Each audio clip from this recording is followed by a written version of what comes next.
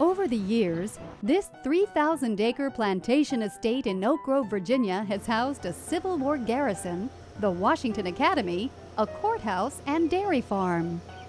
Then when Carl Flemmer, whose family has owned Ingleside Plantation Estate for more than 100 years, started making wine in the 1970s, everything changed. These days, the estate is home to Ingleside Nursery and Ingleside Vineyards, whose award-winning grapes now produce 16 varieties of wine. Here at Ingleside, we have 3 different series of wines, sort of 3 different levels. We have our Chesapeake series, our Premium series, and our Reserve or Black Label series. And in each one of those, you can find wines that are very specific and wonderful. In our Chesapeake series, we have things like our Chesapeake Cabernet Merlot, an unoaked Chardonnay, a Blue Crab Red. In our Premium series, you can find wines like Cab Franc, Merlot, Rosado di Sangiovese. And in our Black Label, we have things like our Virginia Gold, which is our top-of-the-line red. To find out how these reds and whites get from the vine to your dinner table, we met up with Ingleside winemaker Bill Swain. These Merlot grapes will make a wonderfully fragrant red table wine. And we like to use it as a varietal wine, but we also use it as a blending wine in some of our other products here. This right here will make a cluster of grapes, and it'll end up being about a little bit larger than the size of my hand.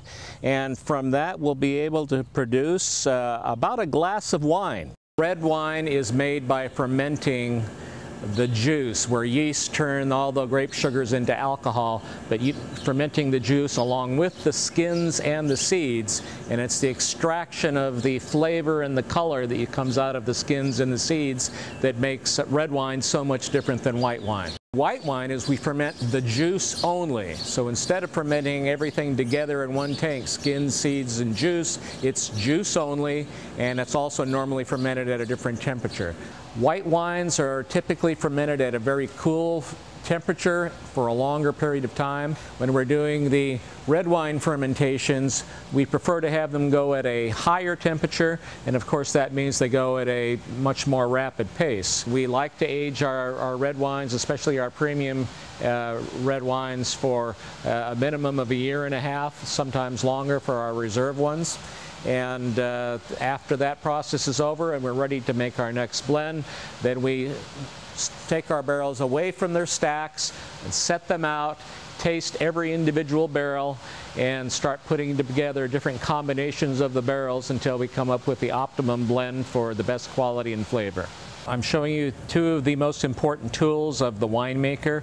One is the wine glass. The winemaker always needs to taste wine at many different stages of the process.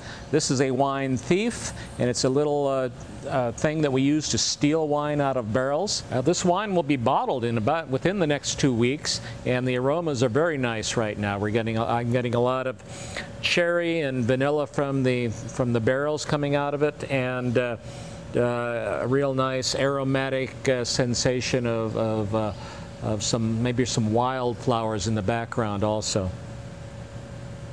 In all, Ingleside Vineyards grows more than 30 varieties of grape that produce about 10,000 cases of wine each year. The vineyards also host a full schedule of events, as well as weddings. So Ingleside is really the whole package. It's really an experience in itself, as well as beautiful and really educational. It was just amazing to me that something like this existed just right here in Virginia, so close to DC, but yet really so far away.